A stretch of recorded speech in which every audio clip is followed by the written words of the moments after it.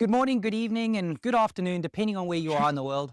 I know we're dealing with a lot of people in all different time zones. The whole point of these lives is Des and I are just going live on a regular basis in the same time slot. And all we're trying to do is we're both immigrants. We moved to New Zealand just over 3.5 years ago. And all we're trying to do is pay it forward and have these sessions to answer any questions anybody might have out there about immigrating to New Zealand. It can be about our journey or our challenges. It could be anything that is on your mind. What we're also lucky enough with is Des is a licensed immigration agent. So she can also answer any actual visa-related questions as well, which is a real win for us and a blessing. So she's here joining us to answer those questions. And then I am also a hiring manager. I've been a manager for over 15 years now, and I've had the opportunity to be able to not only be interviewed and try to find jobs for myself here in New Zealand, but I've also been on the hiring side, and I've been hiring hundreds of people here in New Zealand as well. So I can also share a lot of what I've learned works and doesn't work when you're actually looking for jobs and everything here as well. So that's really why we've teamed up, and we're trying to pay it forward and help as many of you as possible in this regular time slot. So with that, I just want to see if there's any questions. Vix, I can see you've said there, I didn't get a chance to look at the emails or my LinkedIn. It's month-end work. Finance, yeah, 100% get you. Month-end is never fun. Actually, it's not only in finance. I know I've got monthly reports and all kinds of other stuff to do as well. I know I'm even behind on some of my reports. So it's early morning for us. So it's just gone 5:30, and Des and I were just talking before we went live. Oh, man, I've got a day ahead of me of so much stuff to do. So I hear you, Vix. Hang in there. Hopefully month-end will be over soon. Yes, Bono. Hey.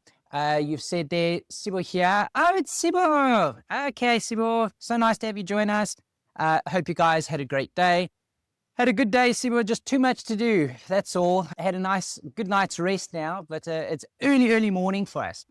What have you said there? I fixed up my experience like you suggested.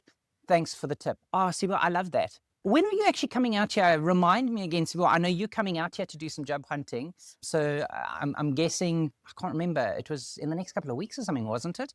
From what I remember. What do you say? Okay, cool. Geez, I'm trying to keep up with chatting with people. Des, I can't multitask. I told you the guy thing. It's a problem. I'm trying to read the chat and see what people are saying there, but I'm also trying to keep my train of thought and everything. In about two or so weeks, Sibo. Oh, okay, cool. That's awesome. Oh, it's still going to be a little bit cold for you. Make sure you bring some warm stuff and all the rest of it. I promise you can see the way I'm dressed today, same as Des. It's really fresh at the moment, for sure. So, but it'll be great to have you here for sure. I think Shantae has also joined us as well. Am I right? Shantae, are you online? I think you're online. If you are, just say hi. I want to announce something. If you're here, I'm just hoping that you are. While we're waiting to see if Shantae is actually online and joining us, has joined us. Yep, she's here. Hey, Shantae, so nice to have you with us. So I'm going to say it because I'm so excited. Shantae and them, they're all set. They got their visas and they're going to be here in a month. So they're actually coming to join us in New Zealand, which is so exciting and so cool. Cannot wait to have them here. It's been a long haul, and I know I'm taking away a bit of your thunder here, Shantae, but I know you guys have been actually job hunting for over 8 months. So to finally get that opportunity has been huge, absolutely huge. So it is so cool that you guys are finally coming here. And I know Shantae, her hubby, and her little one, her little boy. So it's the 3 of them that are coming across here in a month's time, which is so cool. We don't have our visas yet, Brett. We're in the process of getting it. Oh, yeah, but you got the job offer. So now with the job offer, we know we'll be able to get the visa. Sorry, Shantae. Okay. See, I'm just so excited, but I just know the biggest hurdle there is getting that job offer. Without that, it's like the chicken and an egg. So many people out there, when you want to go for the interviews, they don't want to interview you because they always say, oh, no, you got to have a visa or the rights to work or whatever in New Zealand. But you're like, I need the job offer to be able to get the rights to work and everything. So it's like really the chicken and egg, and it's so hard. So Shantae, that's why I'm so excited that you've got to that point where you finally got the offer. So I know you're going to get that visa now and you're going to be here. So it's really, really cool. Really awesome. Maybe one of the things I wanted to share this morning is Des and I have been meeting with a couple of people, and I know one of the biggest challenges for everybody, and I've said it before on a lot of our other lives, is really trying to find that job offer. But There is one thing I just wanted to say, and it's a bit of a hard one to say, is that there has been a lot of people that have been chatting with Des and I and trying to, the expectation is almost that if you're on the green list, it's going to be easy and you'll be able to get a job like quick. And another expectation is that if you've signed up with an immigration agent, they're going to find that job for you. And I just really wanted to, and I know it's as hard to hear this, the truth is those immigration agents, I don't know of any immigration company that actively goes out and does the recruiting and finding the job for you. I could be wrong, Des, but I don't know of any. Yes, they might guide you. Yes, they might help you and give you guidance and support. But the onus is on us as immigrants to go find that job, okay? It's for us to work out how we can get noticed. It's for us to get in contact, build those connections. It's for us to start applying for all those jobs, being diligent, and actually finally getting that job offer. It's not anybody else that's going to do it for us. Even going through recruiters, I can tell you that's also what's come up a lot. And I'm just trying to set the record straight on a couple of things, is the recruiters themselves as well. Yes, there's some good recruiters out there. Don't get me wrong. There's some phenomenal recruiters out there. But a lot of them, what they are going to be doing is, if they've got candidates that have got the right skill and everything like that and are in country, they're just naturally going to prioritize those people. They're going to put them forward first. They've also got clients that are looking for a certain skill. And if they've got that skill in country and ready to go, they're going to put that person forward first. It's just logical. They would put that person forward first to whoever their client is and get them working as soon as possible. It's also the responsible thing to do. You've got people that are in country at the moment that don't have work. You've got to try and get them work as well. It's just the right thing to do for New Zealand, for our economy and everything here. I know it's a hard truth to hear, but it's something I just wanted to bring up. And it's not to make you despondent, and it's not to tell you that it's not possible and you cannot get work here. You can, you really can, okay? But it's gonna take work. There are opportunities here, but it takes a lot of work. Are there opportunities for everyone and every single type of job set? Unfortunately not. Immigration is not going to be for everyone. Okay, that's also the hard part. That's why they have something called a green list. The green list is where we are short on skills. I promise you, when I said it in the community earlier, there was a post that went out. There's a guy by the name of Ernest. He's a paramedic. He's going to be joining us here in the next month as well. We are short on medical skills in a lot of areas, be it paramedic, nursing. You don't want to even hear, I could sit here and talk with Des and tell you how difficult it is to get a doctor's appointment with a GP here. It takes sometimes weeks to get an appointment. And that's something that is not necessarily the greatest thing about New Zealand. Are they doctors? Yes. Are they good? Do they care? Yes, they do. Public sector, does it work? Yes, it works. It's a bit slow, but it works. Okay. But there's not enough doctors here. There's not enough nurses here. There's not enough of certain specialists here. So I know I've got onto my soapbox a little bit and I've been a bit preachy this morning, but it's just something I really wanted to share with you guys and just lay it straight that, you know, it is on us to really go and do that job hunting and finding those jobs. It's tough, but it can be done. Okay, so that's why we're here to share some tips, tricks, if there's any questions around it. So putting it out there, guys, if there's any questions that you want to throw at us, what are your challenges? What is your biggest challenge at the moment? Or what's the biggest thing on your mind at the moment? Or what is something that you really want to know about New Zealand or the journey here? Ask us, please. We're watching. I am multitasking. I'm trying to watch the chat at the same time, and we'll answer any questions that you may have. Des, I don't know, with what I've said now, does it... I wanted to add to that. Yeah. So I've also had quite a few meetings where the impression is that they've paid for a CV to be written professionally in the New Zealand format. So they're going to use it as is in as many positions as they apply to. They apply to 50 a day and they're just using that CV. And I said to them, your CV should be a living document. And they looked at me like I was very strange because they've spent all this money to get the CV in perfect order and they're not touching it. The way I explain it to people is when you're looking at an ad, they're looking for very certain skills. They're saying to you, I want this person to be able to do A, B, and C. Yeah. If A, B, and C is sitting right at the end of your duties, a recruiter or an employer who's doing a quick scan of your CV is not even going to get to the part that shows them that you're the ideal candidate for the role. Yeah. So your CV should be a living document. I'm not saying don't have your CV professionally written if you want to, but what I am saying is don't be scared to change it up. Go into your CV. Every time you apply for a role, go highlight the things that are important to the employer, because those are the skills that might be sitting in the fifth or sixth place in your position description. Go put it right on top. Highlight the fact, hey, I've actually previously worked on roles in similar backgrounds.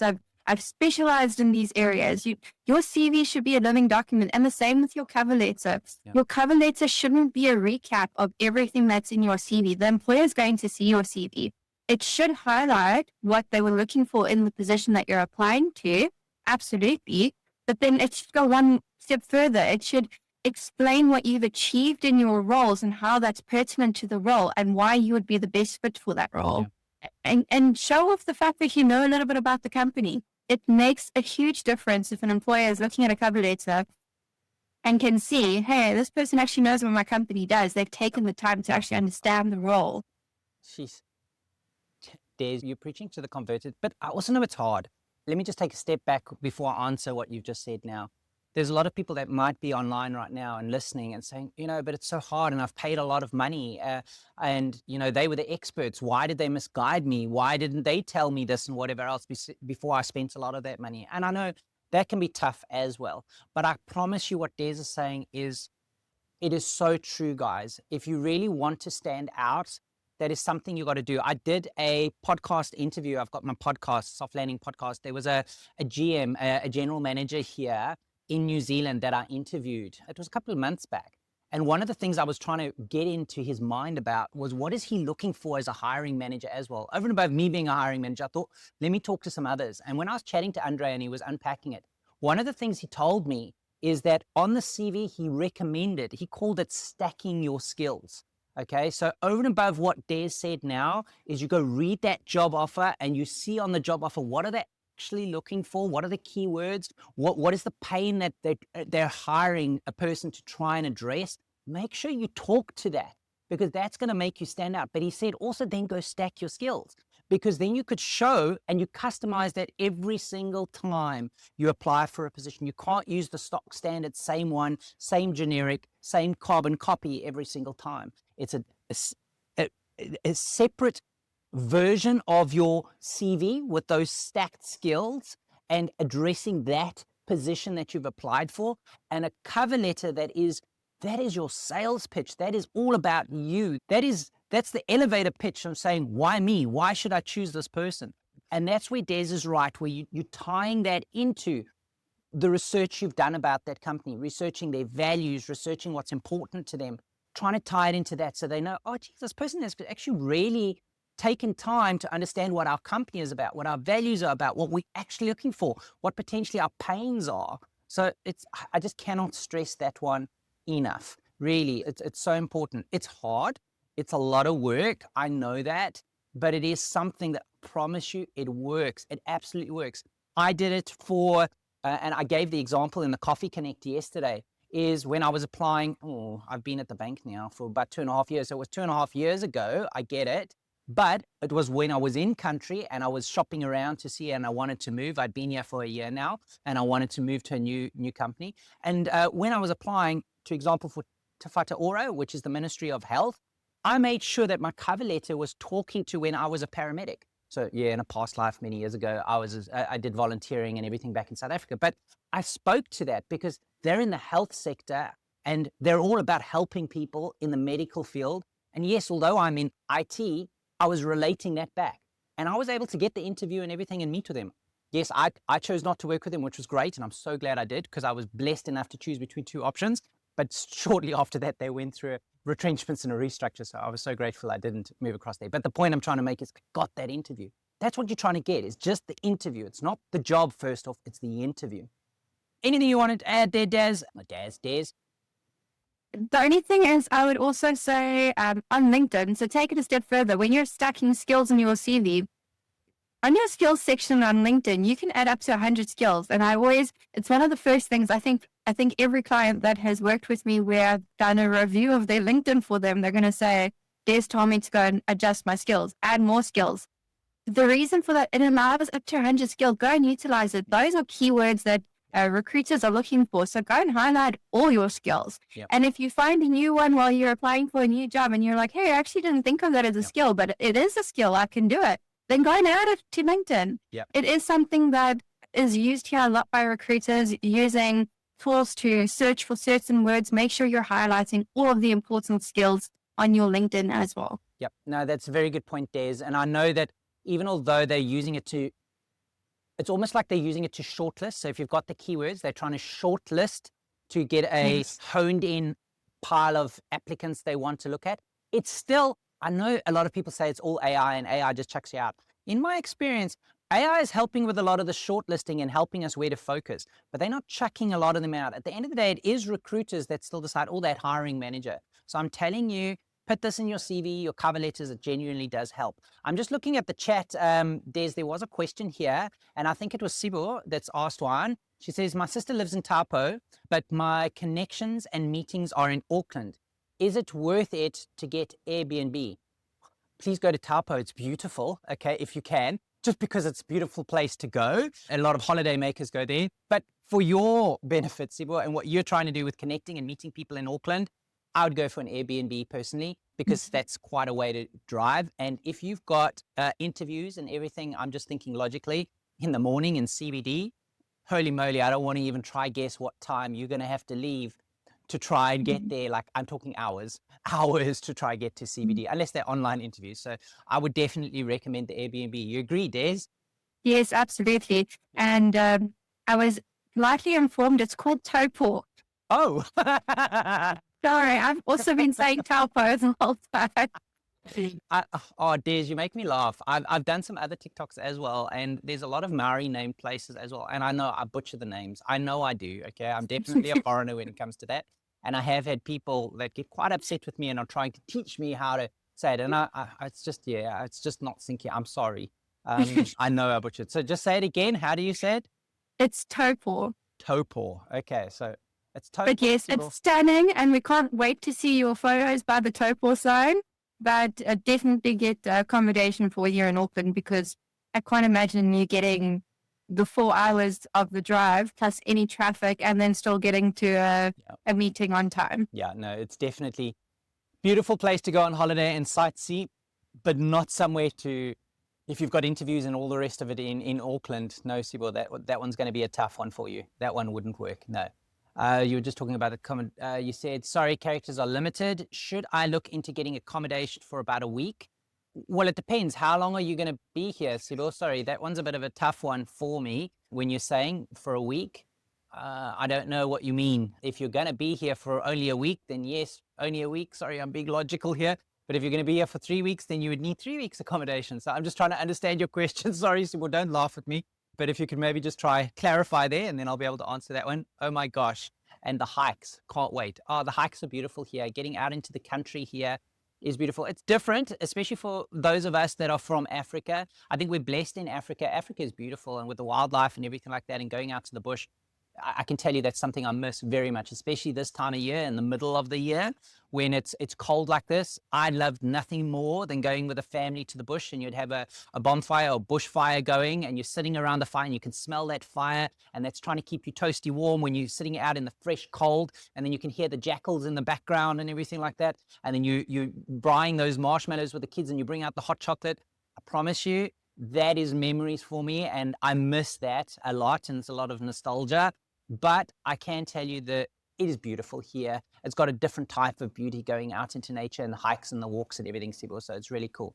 Can I have some info about cost of living? Yeah, in New Zealand. Cool. Auckland and Palmerston North, please. Cool. We'll get into that. And then you'll clarify, Sibyl, about your question about staying a week or whatever. I'm not too sure about that. Okay, cost of living, getting into that one. I know you're part of our community. So I'm actually going to send you some links in the communities for some videos to look at as well. I'm going to talk to it now, just briefly, but I know we don't have a lot of time to get into all of it. But I will send you a link to a video where I did an interview with Evandy. Evandy is a financial advisor here in New Zealand, and she's part of our community. She's a partner, but she's also an immigrant herself. So she's been through this process. And she actually did an end-to-end interview with me where she spoke about how much she feels you need to earn, not just to survive, but thrive here. She spoke about ways that you could do a little bit of cost saving. So she even taught me about, I think it's Costco and everything here. I know Pack and Save is where I'm talking about places where you can buy food. So she was talking about Costco is a way that you can save a lot of money. Otherwise, Pack and Save. She was just giving a lot of tips and everything like that, but also breaking it down financially, as well as we've even got a template for you to use, even a free template in our free portion of the community. I'll share all of that with you, Sibo, and remind me, ping me, don't let me forget. So I'll send you all those links. But talking cost of living wise, look, it's tough. A lot of people say that the cost of living, it's really tough here in New Zealand at the moment. It is. I think it's a worldwide thing at the moment. I don't think it's unique to just New Zealand at the moment. It's not easy. You got to make your buck go a little bit further. Then we got somebody that's got yellow hair and sitting just across the ocean in a country that is causing war with everybody else and making nonsense for all the rest of us. And pushing up fuel prices and whatever else, which has a knock-on effect for our food and everything else. So it is a little bit difficult here in New Zealand. But I think it is relative to what your positions are. Do you have one income? Do you have two incomes in the home? What are you spending your money on? You can make it work. You really can make it work. I'm not going to lie and sugarcoat it and say, hey, it's so easy. No, man, you're going to come here and you're going to be a millionaire and have so much money. No, it's still going to be tough. You're still going to have to work hard. Some of us even have to take a step back when we get a position here. So we earn a little bit less, and housing is very expensive. Rental is very expensive. But I can tell you it swings and roundabouts where you spend more on your rent or on your mortgage or whatever else when you're here. You spend less, and I'm talking from a South African perspective, in other areas. You don't spend money on security like you used to back home. Your medical, your insurance is a lot cheaper. I'm not saying it's cheap, but it's cheaper than what we used to spend back in South Africa. And I'm just talking from my experience. I'm not a financial advisor. That's why Vandy, I definitely recommend if you wanted to have a good chat with her and she could really tell you. But there is swings and roundabouts. I compare even food. When I compare food to South Africa started getting very expensive with food. It's not that cheap anymore either. So it's kind of relative. The only problem here is we are an island, literally an island. So we import a lot of stuff. So a lot of our food can be very seasonal. So sometimes things can get rather expensive, but it's dependent on the season. And I'll give an example is avocado pears. When I first got here, avos out of season, I think it was something ridiculous, like $10 for one avo. And $10, and I times it by the exchange rate, and I was thinking, that's like 100 Rand for one avo. Okay, well, I don't eat avos anymore, clearly. I'm not eating avos anymore. But once they came into season, they would drop dramatically in price. Same with lettuces and all kinds of vegetables and everything like that. They were very seasonal. I still also can't find, and now I'm really going down a rabbit hole, is gem squash. Gee, I miss gem squash. You just can't find gem squash here. It's just like they don't exist. That must be a very South African thing, for sure. There's anything you want to add there, but Sibo, I will send you the link so you can get a more in-depth review with Evandy. But I don't think it was Sibo that asked about the... wasn't it? The cost of living. It was in Miao. I don't know if I'm saying that right. Oh, I'm so sorry. See, Des, that's why I need you here at 5:30 in the morning. You see, I'm even getting it wrong. I'm going to go emu. I don't know if that's how you say it, but I'm really sorry that I messed that up and I thought it was you, Sibo, but it was actually you. Sure, thank you. I'm single. If any concern, that would be bringing my cats along. Okay, so just explain that. So, Emu, I don't know if you're part of our community. If you are part of our community, ping me so that I can direct message me and or go into the ask the community section and just say, hey, Brett, you chatted in the live. You said you would share some links to some of that information that Evandy, our financial advisor, was sharing so you could get a better understanding of the cost of living. Please ping me or ask that question in the Ask the Community space. If you're not part of our community, the link is in my bio. Please go join our community. It's free, and there's a lot of resources I can share with you there. But it really is worthwhile listening to that video with her if you want an in-depth understanding of the cost of living here. And then I can also give you the download for all the templates for budgeting and everything like that here that are free. So you could get those as well. So yeah, with regards to your question about cats, we brought 2 of our cats over here. So we did bring our cats across. There's a process to follow with bringing your animals across here. There's a lot of pre-work. It took months of prep in South Africa, and it's rigid. A lot of stuff that you need to do with inoculations, documentation, a lot of stuff that you have to do with the build-up to getting them ready to be able to fly. It's also coordinating it and making sure that their air tickets and your air tickets and when they're arriving and when you're arriving, because they got to go into quarantine in the country before they leave in their home country. Then they have to go into quarantine when they're here. You have to arrange where you're going to fetch them from here. It's definitely possible. So to ask your question, you can bring your animals across. Is it easy? Just like everything else. It's a lot of paperwork, a lot of documentation, a lot of process, and it is quite costly. We brought our animals because they were like, it was awesome for our children. It was, they like support for our children to settle, not to mention probably my wife and I as well. They just, to have your animals with you, they're part of your family. I think it was worth every cent. The most expensive, rescue cats ever, because we don't have any particular breed, but they're so worth it and absolutely awesome. So you can bring your animals across for sure. Des, while I'm reading the chat, is there anything else you want to add there? No, but I would probably recommend reaching out to Vandi in any way once you're on the group, just so that you can chat to her about pet insurance. I know she's also got fur babies or breeds. If you've got pet insurance, maybe you can make some recommendations, because it is one of the things that you have to do when you're here to register them and get insurance for them. Yep. So look, I leave a lot of that to my wife as well, but we are on a private medical insurance here, and a lot of your private medical insurances even offer pet insurance as well. Okay, so you can look into that as well. Look, it also does depend on your budget and whether you're on 2 salaries or not. So generally, when you come across on 1 salary, there are certain places where you hold back. So pet insurance might be one of them where you hold off until you've got 2 salaries coming in. But just like Des said, Vandi is a world of knowledge. She is absolutely amazing. So when you're at that stage where you are moving, like Shantae, I'm sure you're probably meeting with her. She can help you with guiding you because she's done it. She understands the journey. So she knows what's important at what stage of your journey to start thinking about financially and what can wait. And that's what I love about Vandi. She just gets it. So she can do that with us, which is really cool. Des, I'm just trying to make sure I'm not missing any of the questions in the chat now, because I'm already reading them wrong. So Sibu was asking about the accommodation. If I can just jump in there. Sibu, I think with your interviews, I think it's really important to know that with South Africa, I think we have a lot of one-on-one interviews and then that's it. Whereas in New Zealand, it's not uncommon to have a second, third, sometimes even a 4th interview. So it's really difficult for me to say, yes, only get a week accommodation for the 3 months. That will be enough. I'd probably recommend that you do a week's accommodation for your first round of interviews, but I wouldn't be surprised you needing to arrange further accommodation when you're here, as and when further interviews come up down the line. So I wouldn't say a week would be far out, but I mean, maybe do it for a week initially.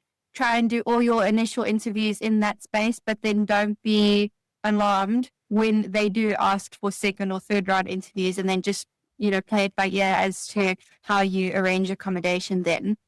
Yeah. Okay, cool. Thanks, Des. Okay, it makes a little bit more sense now. Now I'm understanding what's going on. Look, it also depends on budget. I know it's difficult, especially for a lot of us from other parts of the world where our currency is very weak, because I know it costs us like literally 10 times the amount when we're traveling to places like New Zealand. So that can be hard. I'm just checking. I don't think there's any. Sure, I'll check out the bio. Thanks, Emir. It'll be great to have you in the community. That's hard. They're family. Yep.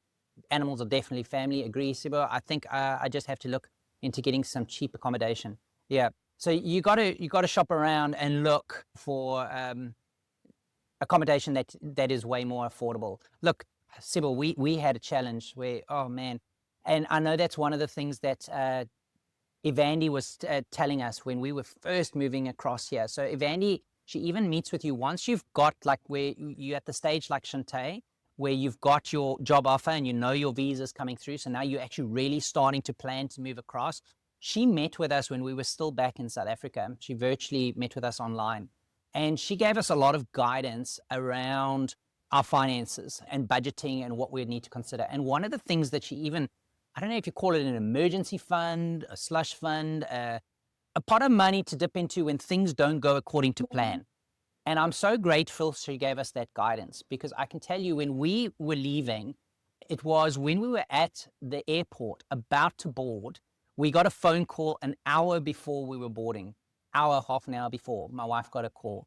And it was to let us know that at that time of year in New Zealand, there had been floods, and we had arranged accommodation when we were going to land here. And they were just letting us know that it had flooded and it was not inhabitable, and we wouldn't have somewhere to stay when we got here. And that was an hour before we were boarding. So we were like, what now? We're going to get to New Zealand and not have somewhere to stay. So the point I'm trying to make is that slush fund, we had to pay for hotels. We had to then try find Airbnbs. We had to find other accommodation once we landed here, but it obviously hit our budget quite hard. So it was good to have that slush fund to be able to dip into, because we had to, because with my wife and I, bags under arms and 2 kids. And we landed at midnight, in the middle of the night, and we were like, okay, I guess we've got to find a hotel. So it was fun and games.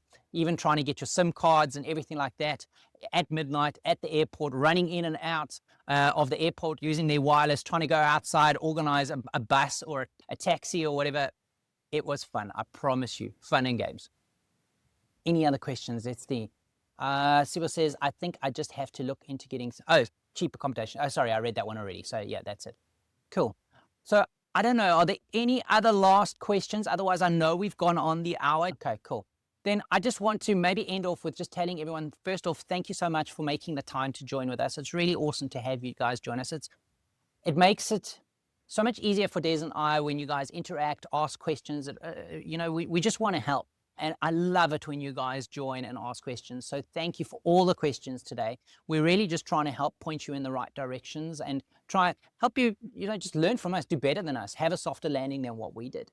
So with that, if you can, and you're not in our community already, go to my link in my bio. Please join our community. We'd love to have you there. We're active in the community. We can answer questions for you in the community. We have a lot of resources available in the community, and we can help you there along your whole journey, from the very beginning when you're still even thinking about moving to New Zealand, to when you're at Shantae's space now, where you're about to get on a plane. And then we've even got some others that are already in New Zealand, been here for a couple of months to a couple of years. So it'll be great to have you there. You must all have a good evening, for those that it's evening now. Otherwise, have a good Friday and a good weekend. And we'll hopefully see a lot of you again in the community or next week.